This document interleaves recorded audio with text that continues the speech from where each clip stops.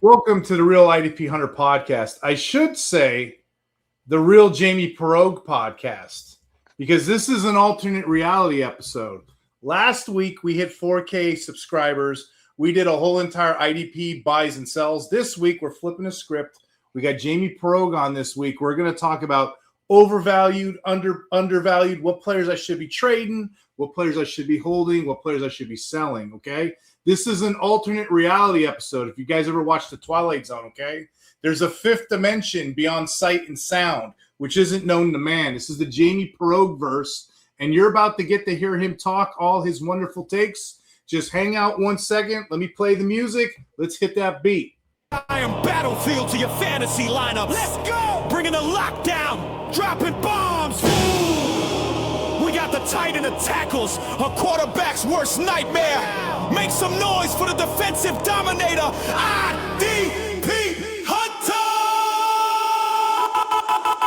And the ruler of the red zone, dropping dimes, running the offense like a boss. Big game, James!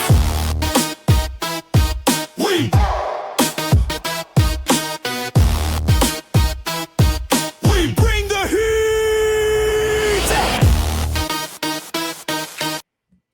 All right, Jamie, welcome back to the show. I am excited to talk to you. What's been going on, my man?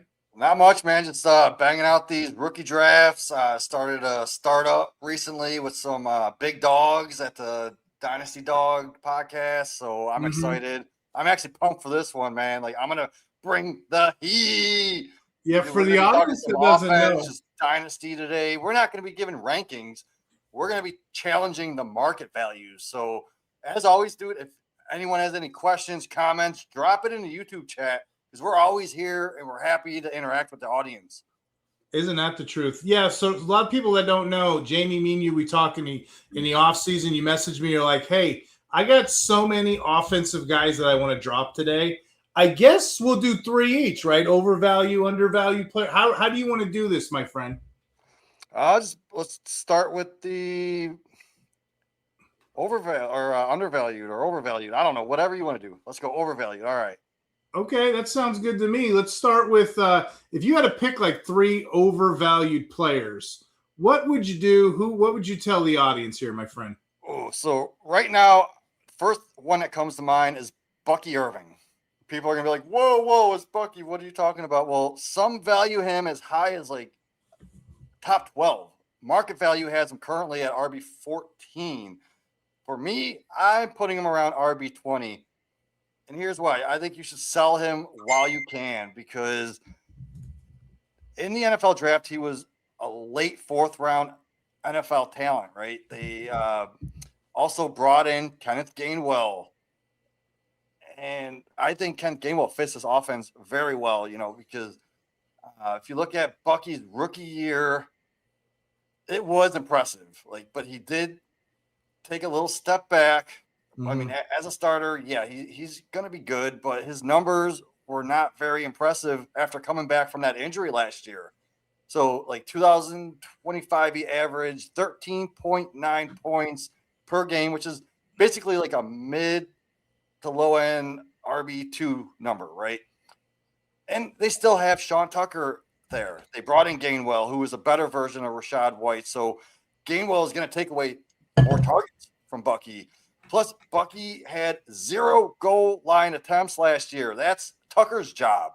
And the new offensive coordinator, Zach Robinson, he had no problem last year handing over 32% of the carries away from Bijan to Tyler Algier. So Bucky ain't Bijan, so he won't have as much pressure to give Bucky all that work.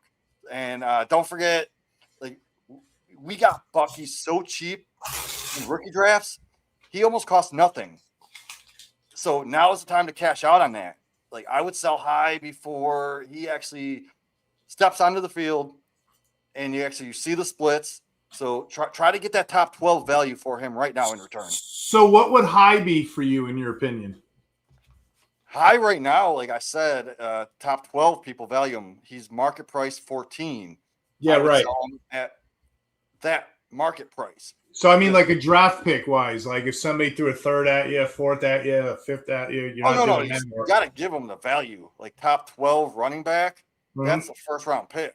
First round pick for Bucky Irving. Got it. You could definitely get the 105 for Bucky easily. 106. Gotcha. And I mean, that's probably selling them low, but yeah. Gotcha. Who's your other players, buddy? Malik Willis. He feels overvalued right now in Dynasty. Like that rushing upside is real, but the hype's gotten ahead of the actual production. He has a small sample size. Still big questions as a passer, and Miami's supporting cast around him doesn't exactly scream long-term stability. It feels like people are actually buying the dream more than the player, right? So the market value right now has him at QB 25, but let's get real, guys. Give me like a 1-year Stafford at QB 28 price over like an unproven guy, because Stafford is proven. He can put up elite numbers, and he has elite receivers. Even Ty Simpson, I see, is in the same market price as Malik Willis. And he's going as early as the 107 in rookie drafts, 108, 109. I would give that price right there for Malik Willis all day. Like, I just don't trust it, man. He could flame out. We've seen it before. He gets on the field, he'll flame out and just give us nothing burgers all day, right? I know people like those rushing quarterbacks, but go find another owner that is stashing like a Jalen Milroe and sell Willis for like Milroe in a late first. And that way you have Milroe on your back end, who is also another rushing quarterback that can bring more value later in the future. Yeah, I just sold Willis in one of my leagues. It's an IDP offense. What did you get? Play. Well, I ended up, I swapped the guy for like Deshaun Watson, but that's not the point. I got a package deal of a whole bunch of other players I needed for my roster. I was trying to pull it up while you were talking. So what I ended up doing, I ended up getting. I'm pretty high on OA for the Commanders this year, and I got Micah Parsons. I took his Watson. I gave him Rashad White, Malik Willis, and a third rounder. So if you do the math, I got a free Micah Parsons out of that deal. So I like it. Yeah. And then Watson, Aaron Rodgers, Willis, like you said, they're all them QB 20 range. They could have a week. For a super flex, they're on the bench. But I like what you're saying there, my friend. Go ahead. You got one more. Good. I wanted to go a little deeper, and that's what she said. But it's Khalil Shakur. Because this guy, he feels like a sell now, right now for me. Like Buffalo added wide receiver talent. They got DJ. I want to score more. And that could keep his ceiling capped as more of like that safe floor type of receiver than actually like a true difference maker. And they also drafted Skylar Bell, who could take away targets also in that offense. And I think Dalton Kincaid, he can see more than 49 targets this year, which is an all-time low for him. I think he had 90 his first year, 75 his first year, and 90 his second year. But Shakur isn't anything more than like a flex play right now, and you could unload him before his value takes even more of a dip. Right. Yeah, I don't have none on that. I've been off Shakur for a minute here, but I like how you're calling your shots early. So I guess for this next category, we're going to do the opposite effect. We're going to do undervalued players this time around. So what players out there in the universe, I guess we'll do 3 again. What players out there do you think are maybe, the market's sleeping on these guys a little bit?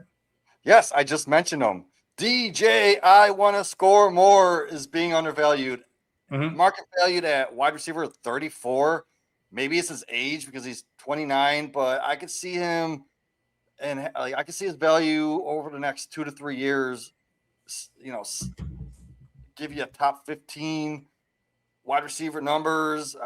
He's back with his old coach who drafted him, and now he has the best quarterback ever that he's playing with. So if you're a contender, go trade for DJ more cheap. Like a 1-for-1 deal, I would give up Matt Golden. That kind of seems fair. If you have tight end depth, give up like a Jake Ferguson to go get DJ Moore. If you're a contender, you probably have the 111, 112.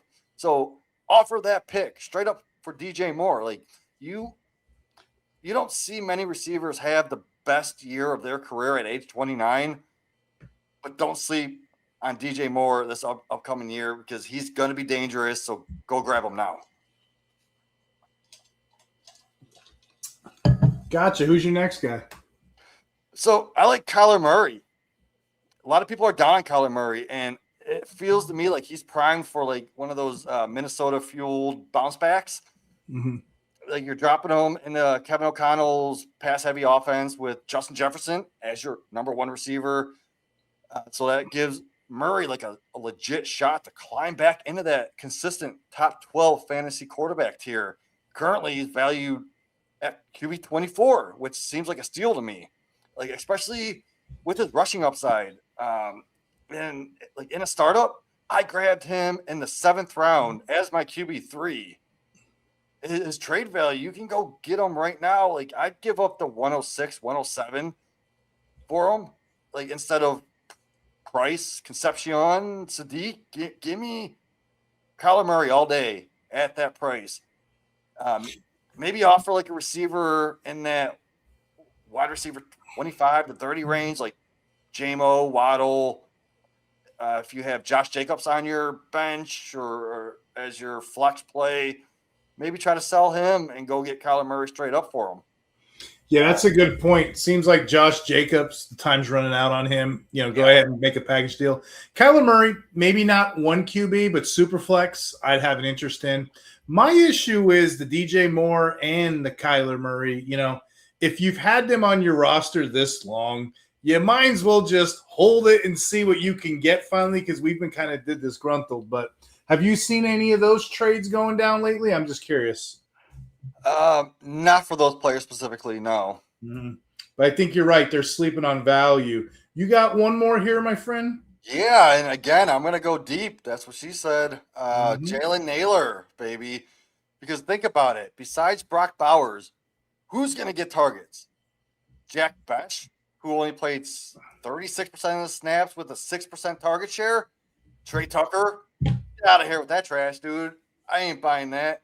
So, just like I say when I'm out at the bar with my friends, I'm going to go Naylor out of those three. You just like the name Naylor, I think. That'd be a good fancy team name, right? You can do a lot with that. Look at Naylor's profile. Like, didn't you have Naylor Booty on a couple teams last year? I think you did. I love nailing her booty.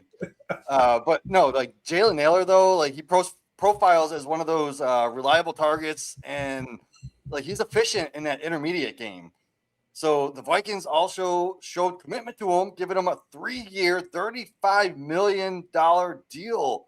Mm-hmm. And now he's tied with rookie quarterback Fernando Mendoza for the next 3 years. So I just scooped him up in the 17th round of a startup. And honestly, it wouldn't surprise me if he grows into like a steady weekly flex play that will get you points. And like try to throw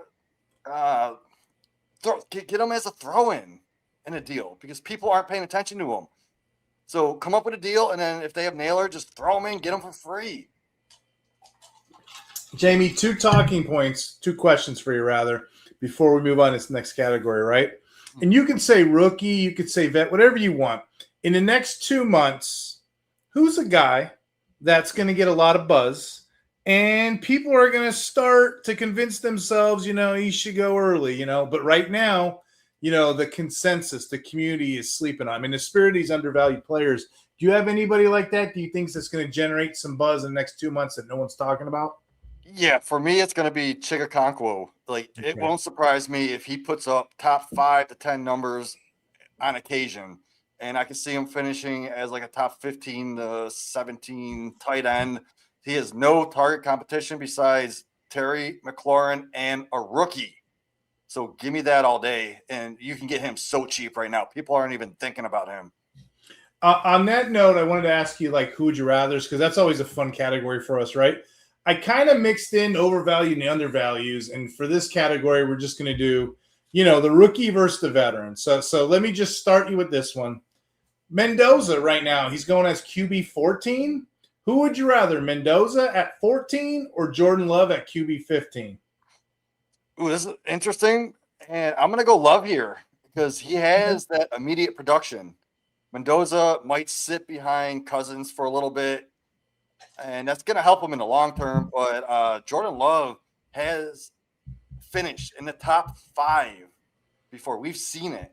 So you're banking on the box being a bow when you could just have a bow, because Love is only 27. So we have a good 10, 12 years of what we already know about him. We have no idea what's going to happen with Mendoza. Plus, I like the situation in Green Bay over what they have on the Raiders. So what you're saying is you love Love. I love Love. Give me Love all day.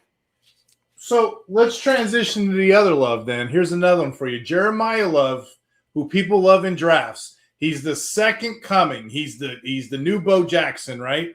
Jeremiah Love's going as an RB3 versus last year's second coming, last year's Bo Jackson. What about Ashton Genting, who's going as RB4? So Jeremiah Love RB3 versus Genty RB4. Who would you rather? Crazy to me. Like, the market value has Love at RB3 over Genty at RB4, and Recency I just don't bias. understand. Pre-draft, I had Genty at 3, and I had Love at 4. But now with the landing spot, and I actually had to drop Love to number 5 behind Hampton because I'm not in love with that landing spot. Yeah, both are elite prospects. Both will dominate.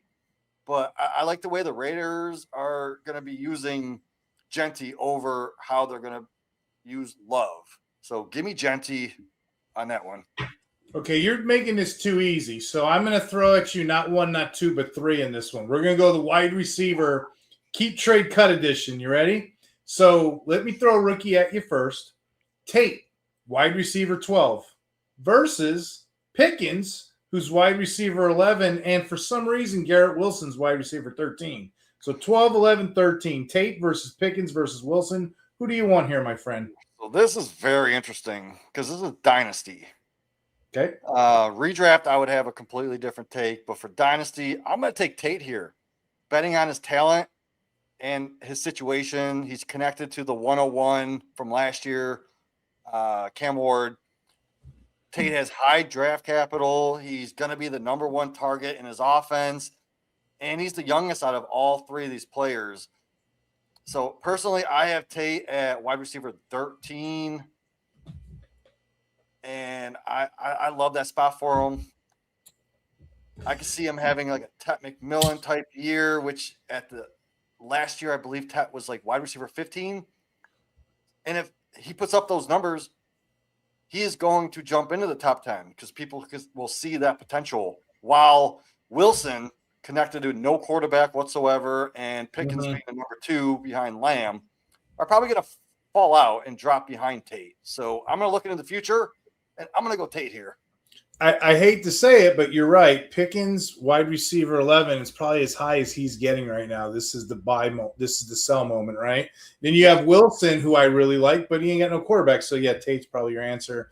You mentioned you're in the future. Let's talk about. I'm going to move on to the future of RoboCop. Okay, we're going to do tight end edition here. Sadiq is the combine phenom. He's this year's generation RoboCop, right? Versus Pitt, who was our former RoboCop. He was the tight end combine phenom a couple of years ago. So I'm going to ask you Sadiq, tight end 9, versus Pitts, tight end 8. And I'm going to throw Gatson in there just for good measure, tight end 10. Who would you rather, Sadiq, Pitts, or Gatskin? Oh, I love me some Gaston. Last year I got him cheap. I have 18 shares out of my 30 some leagues, and I was getting them in the 4th round or off waivers. Pitts, we all know we were grabbing him super early when he was a rookie. He had a great rookie year, but then he kind of fell off a little bit. And then Sadiq has that profile, one of the most athletic profile tight ends that we've seen in a long time. I just don't like his situation either. Like we mentioned with Garrett Wilson. So I'm going to go Pitts here because I like the situation with the new offense that they're gearing towards. They brought in a new head coach and a new offensive coordinator from the Cleveland Browns last year who just funneled targets to Fannin all day long. So I'm going to bank on Pitts. This is the year tight ends, I can't remember exactly how old he is, but the year that tight ends usually break out is Pitts' age right now. So let's give Pitts his ultimate breakout. Finally, the one that we've been waiting for. Give me Pitts in this situation. I'm just so tired of being hurt by Kyle Pitts. Everyone you know is. what I mean? Everyone is, but I ain't giving up. Your Pitts might be stinky. You just got to grab a stick of deodorant and it'll smell good for a while. I mean, he's 25 years old, so you're right. I mean, he's still got time in him. Just off topic, Gatskin. Do you feel good about Gatskin as well? He's tight end 10. I love the way that offense is going too. He might not get as many targets as he did last year. I like Trey Harris a lot. I think he'll step up. They still got QJ. He still has bricks for hands, so hopefully they don't keep throwing him targets that he'll only catch 50% of them. But Gaston, I think he's going to be the main focus in that tight end position. Okay, let me ask you two more. It's going to be the running back category. I'm going to do this first one, and then we're going to do like a massive bucket of players, okay? So this first one I'm going to ask you, Jadarian Price, RB18 versus last year's highlighted rookie moving around the drafts was Cam Scadaboo, RB19. Who would you rather, Price, RB18, or Scadaboo, RB19? All right, this is interesting because Scadaboo, coming back off that injury, I think he's going to be fine. They didn't add anyone to that backfield. They brought in Price. We got Charbonnet. He's going to be out for half of the year. So here's the question. Like, I'm not sure why everyone is so high on Price just because of this situation, because he did share a backfield in college. He hasn't really shown he can handle a full workload. And then I mentioned Charbonnet, second half of the year comes back. If he looks good, Seattle can extend him. But if he doesn't, what's to say they don't go out and draft another guy next year to keep splitting with Price? So I don't see Price's value staying at this market price. Right. And I don't see it rising either. But it has a very high chance of dipping. So for me, I'm going to go Scadaboo because the dude has the dog in him. And they like him in that offense. So redraft, give me Scadaboo. Dynasty, give me Scadaboo. I'm out at Price. His price. Gotcha. Nice. You don't want that price. I like that. Hey, so this is for the deeper audience, the deep shots, the bigger leagues that I play in. This is what I'm interested in. So here's what I drummed up for you, okay? Ready for this? It's going to be a massive bucket of players. How would you sort them? I got Tank Bigsby, who's RB51. I have Emmett Johnson. People aren't talking enough about him. Rookie Emmett Johnson, RB52, right behind him. Mike Washington, another rookie, a little bit further down, RB53. And Katron Allen, RB54. So let me just say it again, the audience at home. Bigsby 51, Johnson 52, Mike Washington 53, Allen 54. How do you break down that bag of potatoes? This is crazy to me. It all is going to come down to your team structure. But in a vacuum, I'm just going to say in a vacuum, I want Mike Washington for his athletic profile, right? But team structure, if you have Saquon Barkley, I would want Bigsby. If you have Kenneth Walker, give me Emmett Johnson. If you have Jenny, give me Mike Washington.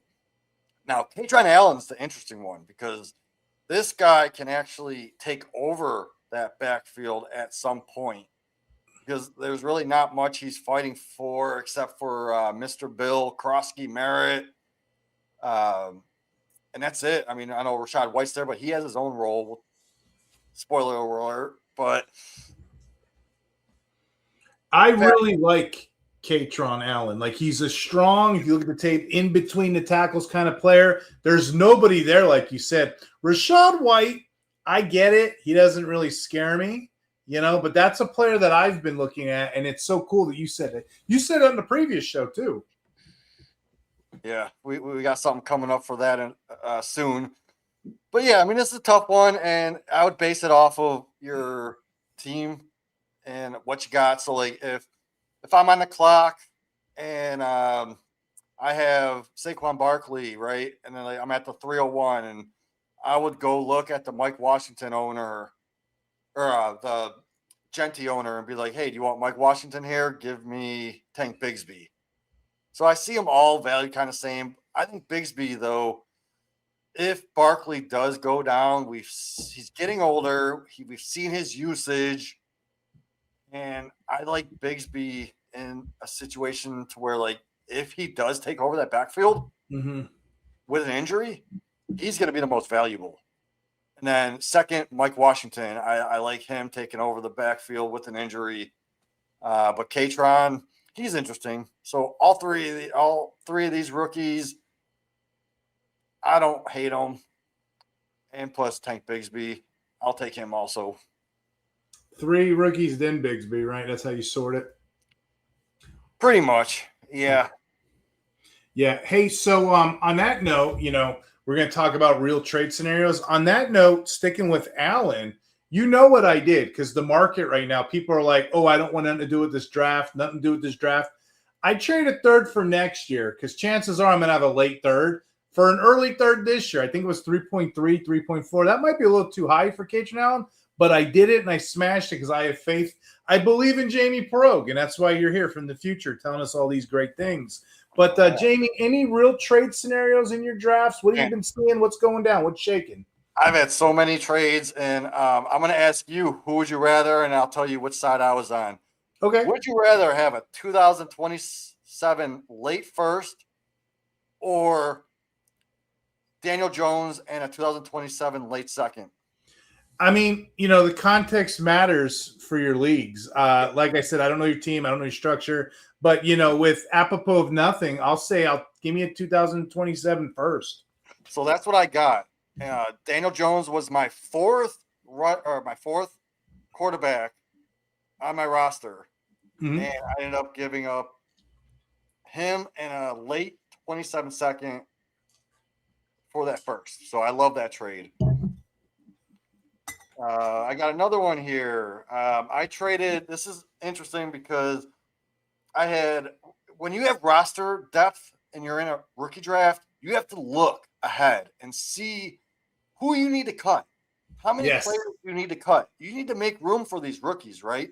Yep. So I was a player over, and I looked at the roster, and I was like, Devonta Wicks, he just went to Philly, and Malik Washington, who's in Miami. Some consider him like a late second, early third round value, I guess. I wouldn't, but he could be the number one target this year. So I took those guys, and I kept packaging them all through the fourth round. No one accepted. Then it got to the fifth round, 505 hits. The guy accepts it, and I got Eli Raritan. Nice. Yes, I am so high on this guy. He is the complete package. They're going to use him probably going forward after Hunter Henry leaves next year. So I'm going to stash him on my taxi squad, and I got rid of some trash and Wicks and Malik Washington.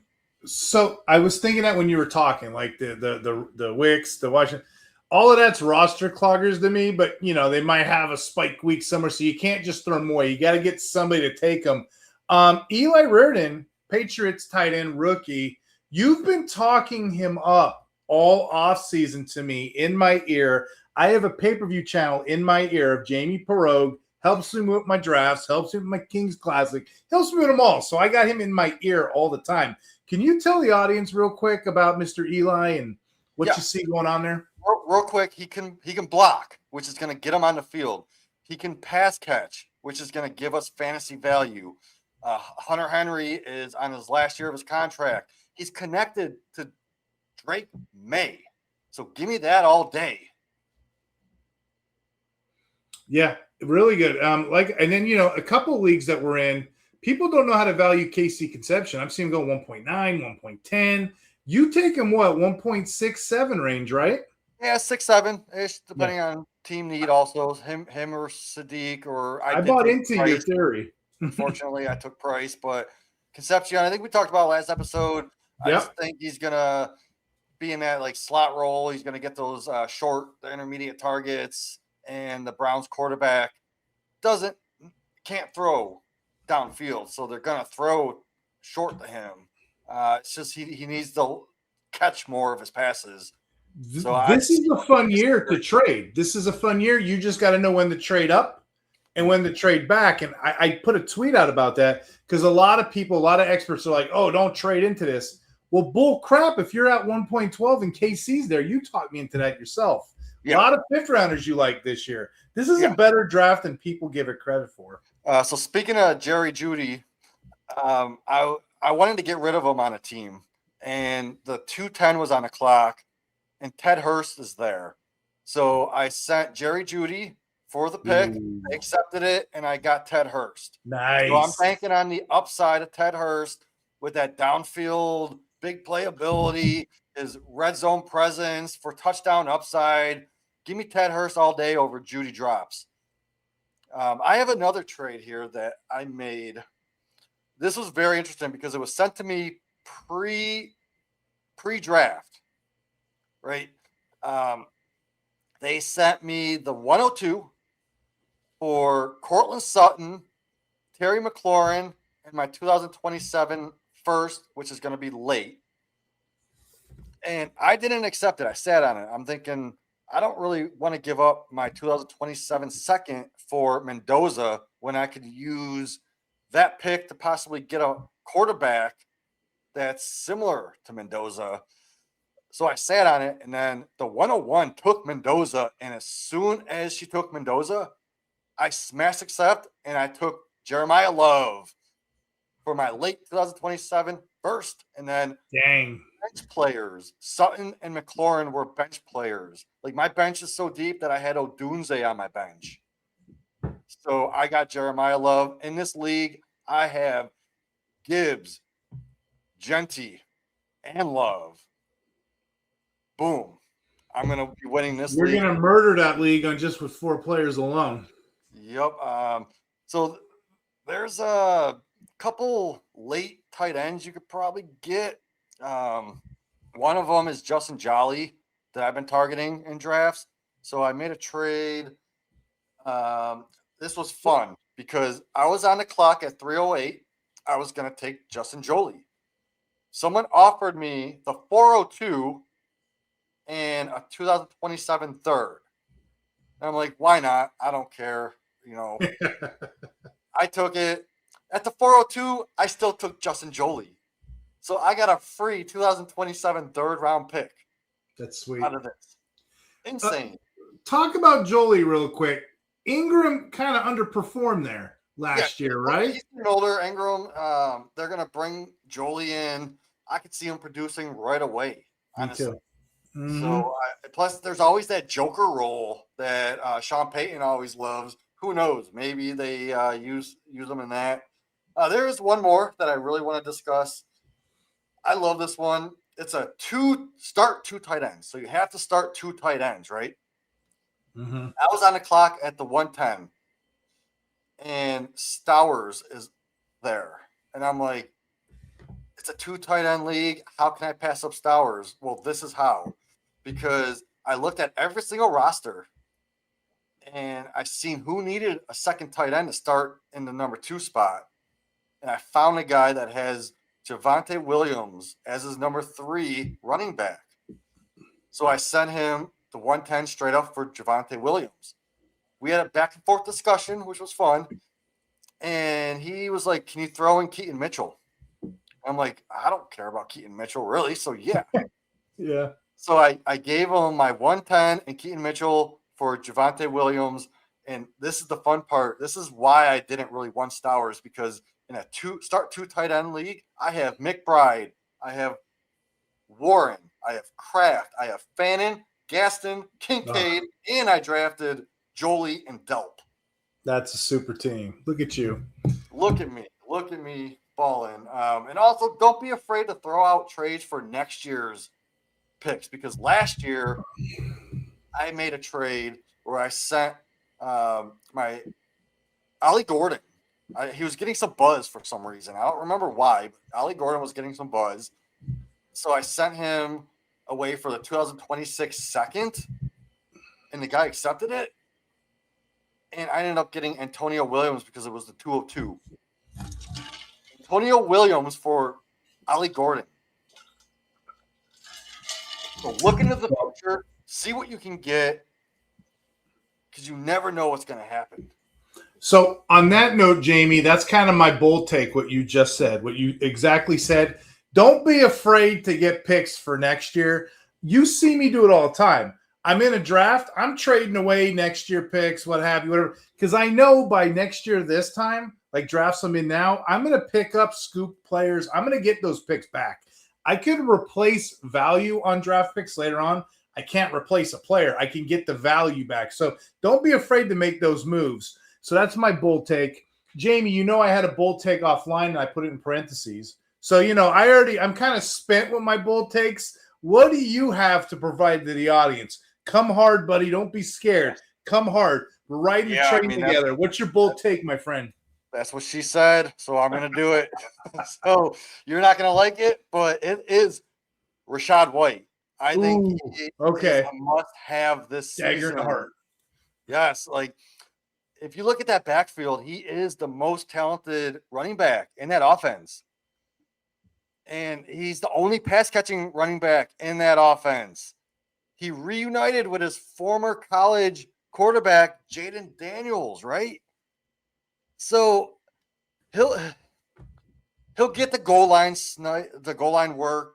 It'll get sniped from him, right? Because there's other players in that backfield that profile for that. But ending up, I could see him being like in that RB2 weekly finishing in the top 24 range here and there. Right now, he's currently priced at RB44 for Dynasty. So go buy him cheap, because even in best balls, which is where I prefer to have Rachaad White, his ADP is 122nd overall, which is the 11th round. So go get Rachaad White, especially in those PPR leagues. And then you could thank me later by just hitting the like on this stream and just adding a comment and telling me what you think about Rachaad White. You could argue both White and Allen are buys and they're undervalued right now. White being the floor play, you know what you're getting. Allen is the bet on what role he could have, and he can become something if everything breaks right. Great takes, Jamie. Great takes. I do like Allen over Mr. Bill. Okay. I do think Allen's going to take over that role. He profiles perfectly to fit the lightning to the thunder of Rachaad White, So, question for you, and I'm going to be a little greedy here since I got you in the show. I'm going to add one more category here, okay? I wanted to do a buy, hold, sell segment, okay? If you can give me one buy, one sell, one hold, you're going to make the audience very happy, my friend. Yes, go buy Javonte Williams. You saw what I did in that trade scenario. The Cowboys didn't add any competition. They extended his contract for 3 years. We've seen he has top 12 upside, so go buy him low. You saw what I bought him low for. Go do it. So that's your buy. Give us a sell and give us a hold, and they'll close me out. I'll be a happy man. Yes, I'm selling Cortland Sutton, baby. I'm out on Cortland Sutton this year and for the future. He's 30 years old. We know 30-year-old receivers, they don't produce. There's only like a 7%, 6.7% of those receivers, and no one's going to be Jerry Rice and Devontae Adams, right? So I don't see Sutton putting up numbers like that.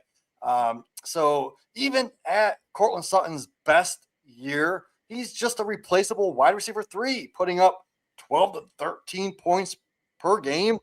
They also added Jalen Waddle who is going to be the main target now. And I would just cash out for him right now for any random second. I'm pretty sure you can get that. Or just pivot to like a younger wide receiver with upside, like a Pat Bryant or a Troy Franklin in the same offense. So do that before Sutton's value falls off the cliff. So my hold. This is going to probably surprise a lot of people. This name hasn't came up in a long time, but it's Kyle Williams. Kyle Williams from the Patriots, a wide receiver. They took him early third-round capital. In rookie drafts, he was going mid-second, sometimes late second.